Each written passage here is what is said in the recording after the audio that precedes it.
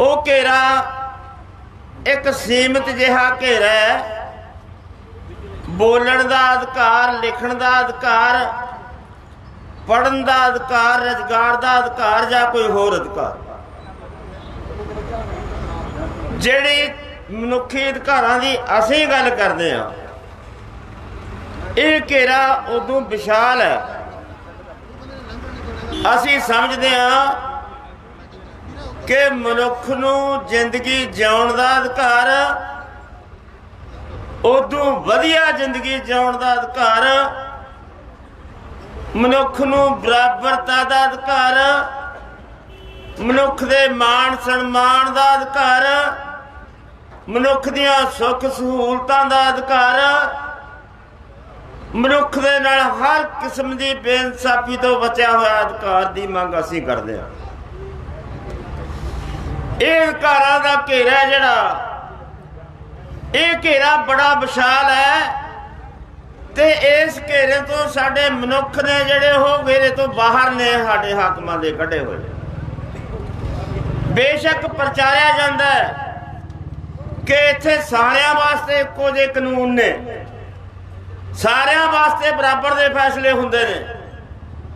जिहड़े समाज दे विच असीं बसदे हां भरावो, इहदे विच देखिया जांदा है कि गरीबां वास्ते कानून की लैंगुएज कुछ होर है,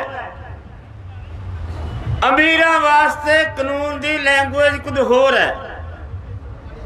कहा जाता है कि जे जबर हो गया तो जबर की रपट थाने कराओ ते थाना उहदे ते बराबर की कार्रवाई करूगा, उन्होंने कानूनी मुजरम समझ के सजा उन्होंने अदालतों के विचों की सजा मिलू,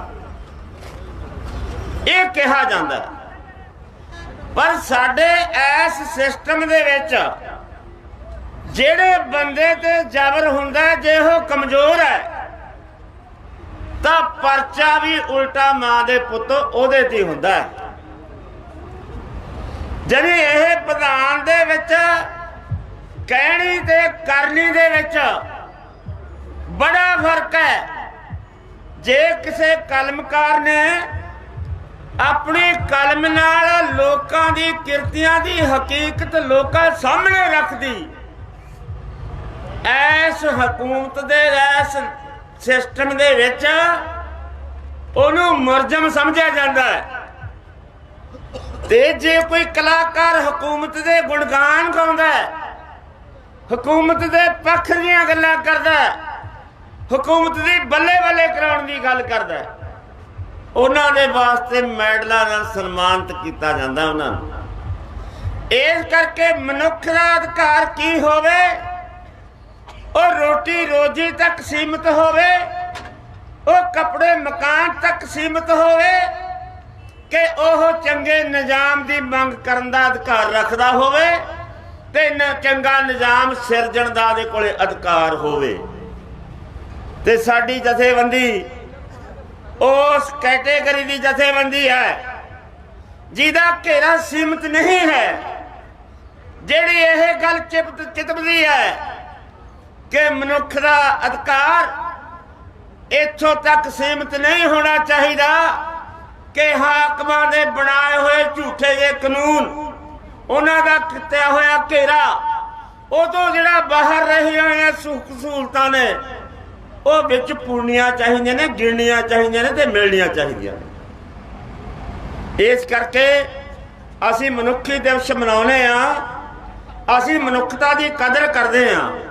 साडी सोचनी है कि यह धरती आ लोकां दी है, जोकां दी धरती नहीं है। ये लोक इसदे मालक ने, इहदे मालक जोकां नहीं हन। असीं यह गल चेतवदे हां। दूजी गल, हुण तुसीं कहोगे कि असीं दिल्ली दे विच कानूनां दी लड़ाई लड़न आए हां, 3 कानून वापस कराउण दी गल आए हां करन, भी साडा मनुखी दिवस नाल की सरोकार है साडे इस कानूनां दा। हुण इत्थे इह गल कि यह कानून की ने, ਇਹ ਕਾਨੂੰਨ ਖੇਤੀ ਧੰਦੇ ਦਾ ਕੀ ਬਣਾ ਦੇਣਗੇ, ਇਹ ਪੰਜਾਬ ਦੇ ਲੋਕਾਂ ਦਾ ਕੀ ਬਣਾ ਦੇਣਗੇ, ਇਹ ਕਿਰਤੀਆਂ ਦਾ ਕੀ ਬਣਾ ਦੇਣਗੇ, ਇਹ ਛੋਟੇ ਵਪਾਰੀ ਦਾ ਕੀ ਬਣਾ ਦੇਣਗੇ, ਇਹ ਛੋਟੀ ਦੁਕਾਨਦਾਰੀ ਦਾ ਕੀ ਬਣਾ ਦੇਣਗੇ। ਇਹ ਬਾਈ ਸਾਨੂੰ ਕਿੱਥੋਂ ਪਤਾ ਲੱਗਿਆ? ਇਹ ਸਾਨੂੰ ਬਾਈ ਇਹਨਾਂ ਕਲਮਕਾਰਾਂ ਨੇ ਦੱਸਿਆ ਜਿਹੜੇ ਜੇਲ੍ਹਾਂ 'ਚ ਬੰਦ ਨੇ। ਇਹਨਾਂ ਨੇ ਲਿਖੇ ਨੇ ਐਡੀਟੋਰੀਅਲ, ਵੱਡੇ ਵੱਡੇ ਲੇਖ ਹਕੂਮਤ ਤੋਂ ਬਾਗੀ ਹੋ ਕੇ ਲਿਖੇ ਨੇ, ਹਕੂਮਤ ਦਾ ਭੈ ਚੱਕ ਕੇ ਲਿਖੇ ਨੇ। ਕਲਮ ਉਠਾਉਣ ਲੱਗਿਆ ਇਹਨਾਂ ਇਹ ਨਹੀਂ ਦੇਖਿਆ ਕਿ ਸਾਡੇ ਸਾਹਮਣੇ ਇੱਕ ਰਾਜਾ ਹੈ ਜੋ ਪੁੱਠਾ ਲਟਕਾ ਦਿੰਦਾ ਹੈ। ਨਾ ਉਹਨਾਂ ਦੀਆਂ ਜੇਲਾਂ ਦੀ ਪਰਵਾਹ ਕੀਤੀ, ਨਾ ਉਹਨਾਂ ਦੀਆਂ ਅਦਾਲਤਾਂ ਦੀ ਪਰਵਾਹ ਕੀਤੀ, ਨਾ ਉਹਨਾਂ ਦੀਆਂ ਸਜ਼ਾਵਾਂ ਦੀ ਪਰਵਾਹ ਕੀਤੀ। ਸੁਦਾ ਭਾਰਤਵਾਰ ਲੱਖਾ ਨਵਲੱਖਾ, ਗੌਤਮ ਨਵਲੱਖਾ ਵਰਗਿਆਂ ਨੇ ਆ ਜੇਲਾਂ 'ਚ ਬੈਠੇ ਨੇ। ਆ ਜਿਹੜੀਆਂ ਤਸਵੀਰਾਂ ਲੱਗੀਆਂ ਹੋਈਆਂ ਨੇ, ਇਹਨਾਂ ਨੇ ਕੋਈ ਜੁਰਮ ਨਹੀਂ ਕੀਤਾ। ਇਹਨਾਂ ਨੇ ਦੱਸਿਆ ਸਾਨੂੰ ਕਿ ਜਿਹੜੇ ਭਰਾਵੋ ਆਹ ਕਿਰਤ ਕਰ ਰਹੇ ਹੋ, ਤੁਹਾਡੀ ਕਿਰਤ ਕਿੱਧਰ ਗਈ, ਤੁਹਾਡੀ ਵਧੀ ਹੋਈ ਪੈਦਾਵਾਰ ਕਿੱਧਰ ਗਈ, ਤੁਹਾਡੀ ਕੀਤੀ ਹੋਈ ਆਹ ਲੁੱਟ ਇਹ ਲੈ ਕੌਣ ਗਿਆ? ਤੇ ਸਾਡੇ ਹਾਕਮ ਕਿਹਦੀ ਸੇਵਾ ਕਰਦੇ ਨੇ? ਸਾਡੇ ਹਾਕਮ ਕੁੜ ਕਿਤੇ ਤੇ ਆਂਡੇ ਕਿਤੇ ਦੀ ਗੱਲ ਕਿੱਥੇ ਕਰਦੇ? ਆ ਸਾਰੀਆਂ ਗੱਲਾਂ ਦਾ ਪਤਾ ਸਾਡੇ ਕੋਲੇ ਫੀਲਡ ਲੜਨ ਵਾਲੇ ਲੋਕ ਬੜੇ ਨੇ, ਸਾਡੇ ਕੋਲੇ ਸੜਕਾਂ ਤੇ ਲਿਟਣ ਵਾਲੇ ਲੋਕ ਬੜੇ ਨੇ, ਸਾਡੇ ਕੋਲੇ ਰੇਲਾਂ ਰੋਕਣ ਵਾਲੇ ਲੋਕ ਬੜੇ ਨੇ, ਸਾਡੇ ਕੋਲੇ ਡਾਂਗਾ ਚੱਲਣ ਵਾਲੇ ਲੋਕ ਬੜੇ ਨੇ, हुकूमतां दा जबर पिंडियां ते चलण वाले लोग साडे कोले बड़े ने, सिर देण वाले साडे कोले लोग बड़े ने। पर जिन्हां ने लोकां नूं हकीकत दसनी है वो कलमकार साडे कोले उंगलां ते गिणन वाले। जिन्हां ने तुहाडे चुल्हे दी गल करनी है भरावो ओह साडे उंगलां ते गिणन वाले। आ जिहड़े लोग जिन्हां दा असीं जिन्हां दी गल करदे असीं पहली जथेबंदी है जिहदे मंग पत्र दे विच 3 कानून रद्द करो, चौथा बिजली बिल वापस लो, 5वां पराली वाला कानून रद्द करो, MSP सरकारी खरीद ते PDS नूं बरकरार रखने का कानून बनाओ, ते लास्ट दे विच मंग पाई है कि गिरफ्तार कीते बुद्धिजीवी नूं रिहा करो। ये साडे कौन ने? ये कौन ने साडे?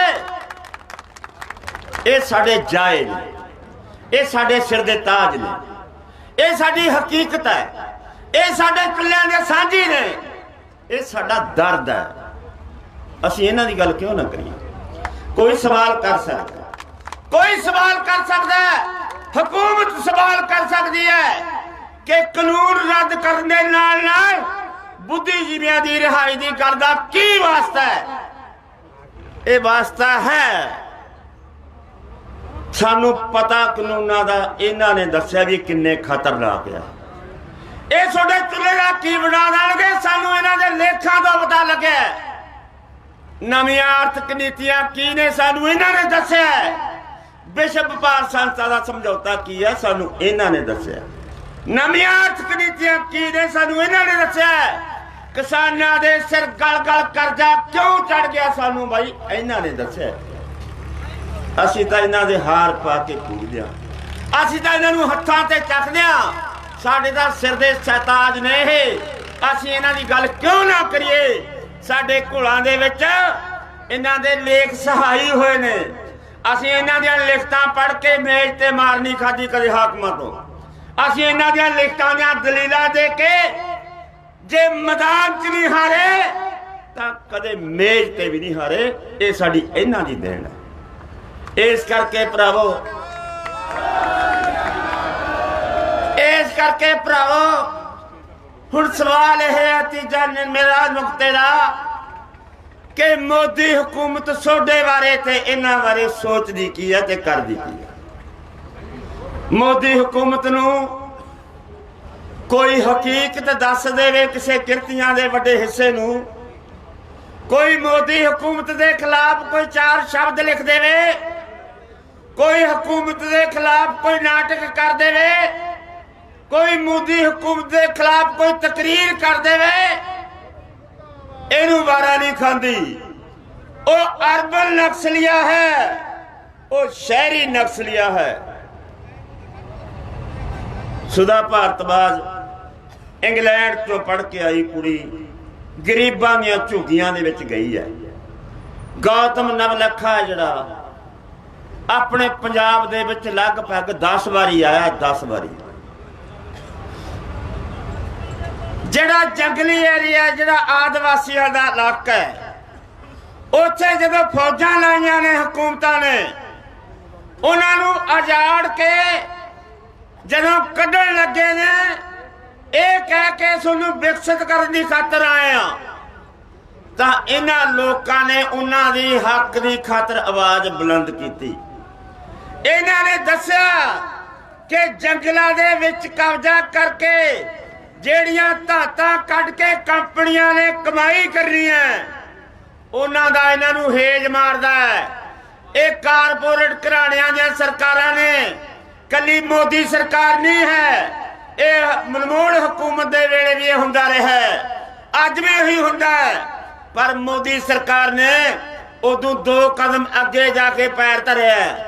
ਉਹਨੇ ਚੱਕ ਕੇ ਇਹਨਾਂ ਸਾਰੇ ਬੰਦਿਆਂ ਨੂੰ ਜੇਲ੍ਹਾਂ 'ਚ ਬੰਦ ਕਰਤਾ। इन्हां ने जुर्म नहीं कोई कीता। इन्हां ने संविधान के मुताबिक जिहड़ा भारत च प्रवानत है, वो संविधान के मुताबिक उहदे अपने लेख, अपने गीत, अपनी कवितावां, अपने नाटक लिखे ने। इन्हां ने लोकां सामने लिख के अपनी हकीकत पेश की है। आ लोकां नूं दस्सिया कि सोडे नाल ਇਹ हुकूमत गल्लां सोडियां करके सोडी लुट खसुट किवें करदी है। इन्हें दस्सिया भी कश्मीर दे विच फौजां की कर रही ने। इन्हें दस्सिया भी 377 धारा किवें लग रही है। इन्हां ने लिखिया भी शहीन बाग दे मुसलमानां ते मोदी हुकूमत ने जबर किवें कीता ते उल्टा उन्हां ते परचे पा के जेलां 'च किवें सिट्टिया। इन्हें लिखिया भी जामिया ते जूअन दे विद्यार्थियों दे उत्ते इन्हां ने परचे किवें कीते ने, जाबर पुलिस कर दी है। जेलों दे विच बंद हुंदे ने JN2 JNU ते जामिया दे विद्यार्थी। जन्म हुंदा उन्हां लोकां ते उस कुड़ी नूं जेल दे विच बंद कीता होया जिहड़ी शहीन बाग दी मुख तौर ते बुलारा सी।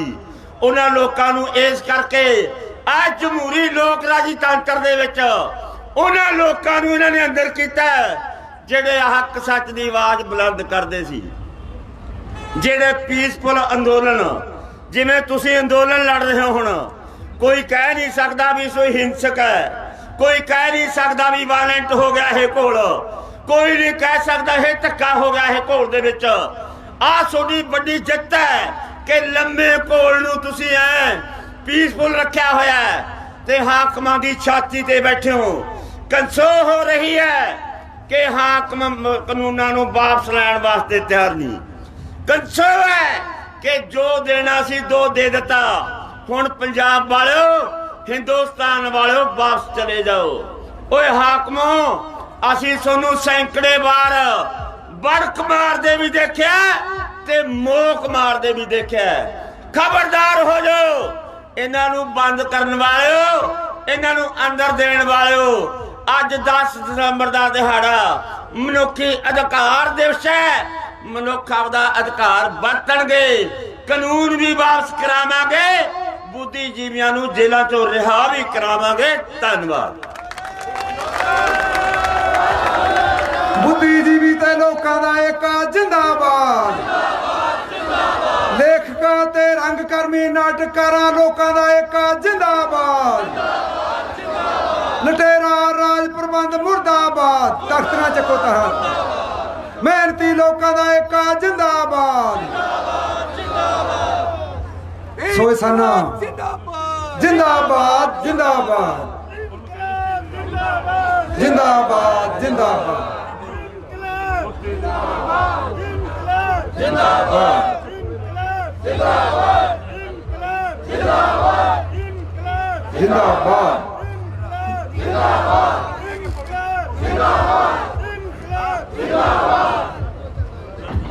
सो मैं बेनती करा थलड़े वीरां नूं थोड़ा जिहा ख्याल रखो। ठीक है, तुहाडे जज्बात है, इधर आपां समय का भी ख्याल रखिए।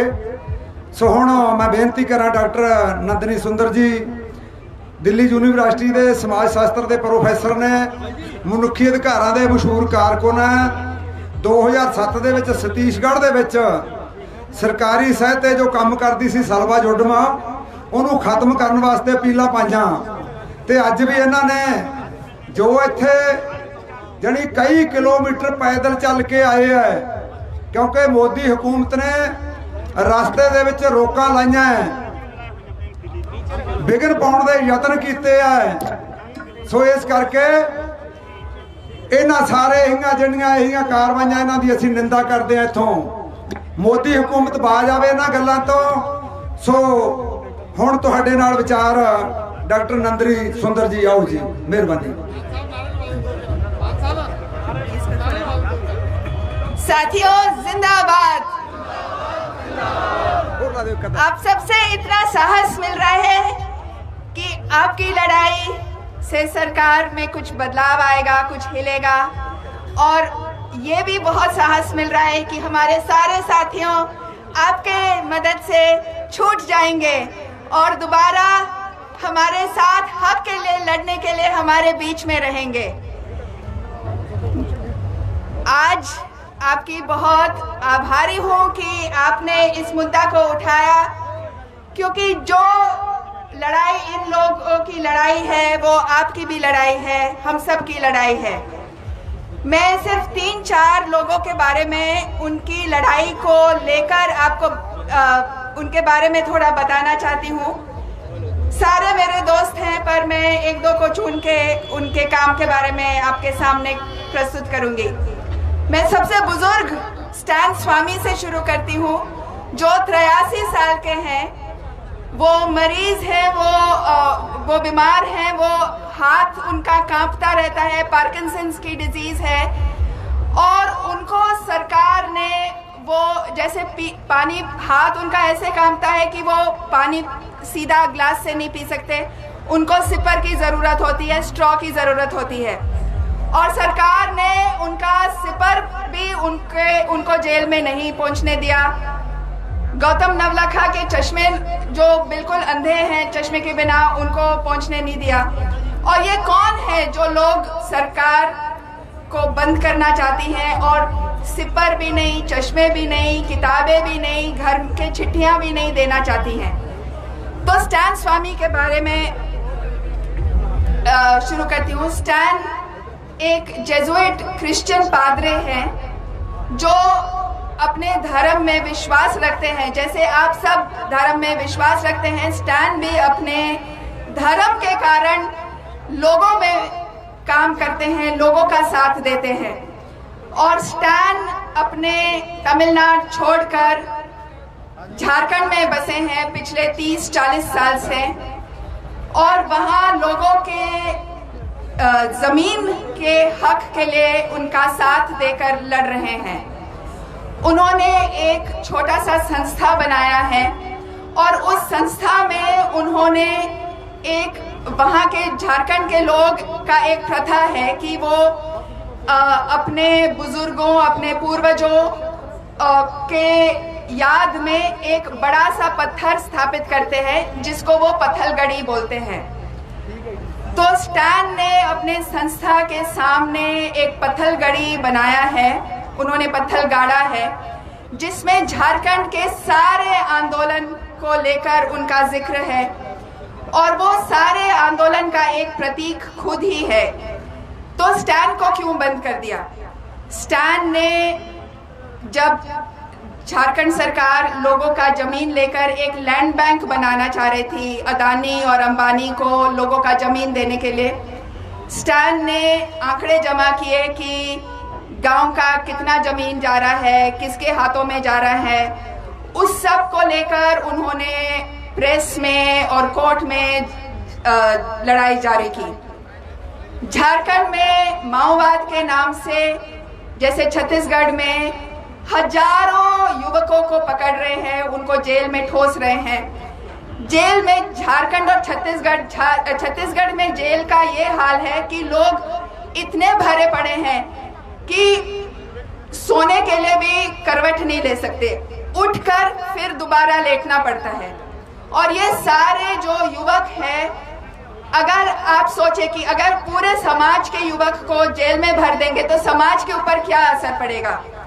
तो स्टैन ने इसके खिलाफ एक केस डाला था झारखंड के हाई कोर्ट में, और वो जाके हर घर में पता किए कि क्या आपके बच्चे को सही में माओवाद के साथ कुछ रिश्ता था या नहीं था, और उन्होंने पाया कि 92% का कोई रिश्ता नहीं था। उनको ऐसे ही जेल में ठोस दिया था, और जेल में रहने का मतलब ये है कि सालों तक आपको बेल नहीं मिलेगी, आपके घर परिवार वाले भी आपसे मिलने नहीं आ सकेंगे। और वहाँ के लोग, छत्तीसगढ़ और झारखंड के लोग, आदिवासी लोग इतने गरीब होते हैं कई बार कि जेल तक पहुँचने के लिए पैसा नहीं है, तो परिवार वाले कहाँ ले गए, कहाँ है, वो भी नहीं पता चलता। और ये लड़ाई लड़ने के लिए 83 साल के फादर स्टैन स्वामी को जेल में डाल दिया है। अब मैं सबसे छोटे वाले से शुरू करती हूँ, मतलब भीमो कोरेगांव में से वो सबसे छोटे हैं। यहाँ दिल्ली में जो पकड़े गए हैं वो भी उन्हीं के उम्र में हैं। हमारे सारे सबसे होशियार, सबसे जुझारू युवाओं को पकड़कर जेल में डाल रहे हैं। और क्योंकि मैं टीचर हूँ, मुझे और भी खराब लगता है जब हमारे छात्रों को, जो हमारे सारे छात्र के हक के लिए लड़ते हैं, उनको जेल में डाला है इसीलिए कि वो छात्रों के हक के लिए लड़ रहे हैं। तो दिल्ली में नताशा के पिता है, तो मैं नताशा और उमर खालिद और बाकी लोग के बारे में नहीं बोलूँगी, पर मैं महेश राउत जो भीमा कोरेगांव के केस में पुणे के जेल में अभी कैद है, तो महेश राउत का क्या जुल्म था, उन्होंने क्या किया जो इतना खतरनाक, इतना आतंकवादी काम किया कि उसको यूएपीए के अंदर उसको जेल में डाला है। महेश राउत एक समाज सेवी युवा मतलब अभी भी समाज सेवी हैं। वो अपना पढ़ाई खत्म करके महाराष्ट्र के गढ़चिरौली के आदिवासी इलाके में गए, और वहाँ सरकार ने मैं नहीं कहूँगी कि सरकार ने ये कानून पारित किया, पर लोगों के दम से ये कानून, एक वन अधिकार कानून बना था 2006 में, जिसमें पहली बार सरकार ने माना कि आदिवासी लोग का गलत तरीके से उनका जंगल, उनका जमीन उनसे छीना गया था और उनको अभी वापस करने की जरूरत है। तो महेश क्या कर रहा था? महेश लोगों को अपने कानूनी हक के बारे में बता रहा था। 2018 में उसके अरेस्ट होने के बिल्कुल ठीक पहले उन्होंने एक बड़ा सम्मेलन आयोजित किया, जिसमें हजारों लोग आए थे, अलग अलग पंचायतों को, और पूरी तरीके के कानून के ऊपर बातचीत हो रही थी कि ये कानून हमारे गांव में कैसे लगाएंगे। और क्योंकि गढ़चिरौली में, सुरजागढ़ में खदान शुरू हो रहे हैं और सुरजागढ़ के लोग भी उसमें शामिल हैं, वो भी लड़ रहे हैं, तो जो भी वहाँ कानून के खिलाफ मतलब खदानों के लिए जो लोग के ऊपर बुरा असर हो रहा है, उनको विस्थापित कर रहा है, तो उसको फिर आतंकवादी कहकर, माओइस्ट कहकर, नक्सलवादी कहकर उनको जेल में डाल रहे हैं। और महेश राउत जो कानून की बात कर रहा था, उसको भी उसी दौरान जेल में डाल दिया। अब जब हमें जेल में डाला जाता है तो हम कहाँ जाते हैं? हम वकील के यहाँ जाते हैं ना। पर जब वकीलों को ही बंद करेंगे जेल में, तो हम जाएंगे कहाँ? जब सुधा भारद्वाज जो पिछले 30 साल से छत्तीसगढ़ में वकील है, सबसे गरीबों, सबसे जो पीड़ित है, उनकी वकालत करती है, तो उनको 2 साल से 2.5 साल से अभी जेल में डाला है। और सुधा का क्या जुर्म था? सुधा का क्या गलती थी? सुधा ने, मुझे याद है 2 साल, कई साल पहले, वैसे 5-6 साल हो गए, कुछ लड़कियों को फोर्स ने रेप किया था। तो सुधा जाके वो गांव में उनका बयान लेकर, कोर्ट में जाकर उनके साथ गई, उनको ताकत दिया, उनको साहस दिया कि वो रेप का केस दर्ज कर सके। और ऐसे टाइप के काम के लिए सुधा को जेल में डाल दिया गया है। तो हर एक व्यक्ति के बारे में ऐसे कुछ कहानी होंगे कि उन्होंने किसी का मदद किया या मतलब बहुत किसी का नहीं, समाज, पूरे समाज के लिए उन्होंने पूरा जीवन अपना अर्पित किया है।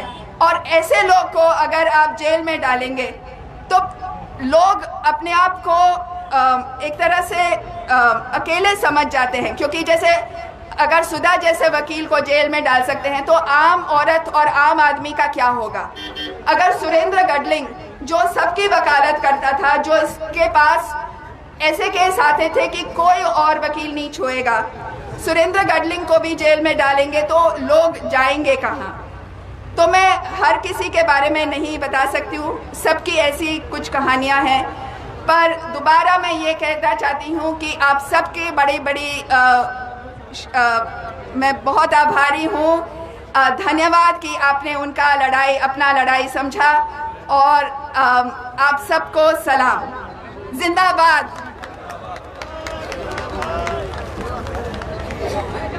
बुद्धिजीवियों ते लोकां दा एका जिंदाबाद।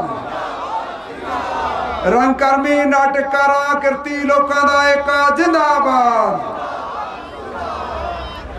सो सन डॉक्टर नंदनी सुंदर जी, जिन्हां ने काफ़ी विस्तार नाल झारखंड दे विच, छत्तीसगढ़ दे विच की जुर्म हो रहे आ, किवें उन्हां लोकां दे धक्के धोड़िਆਂ दी गल कीती है। सो साडे अगले बुलारे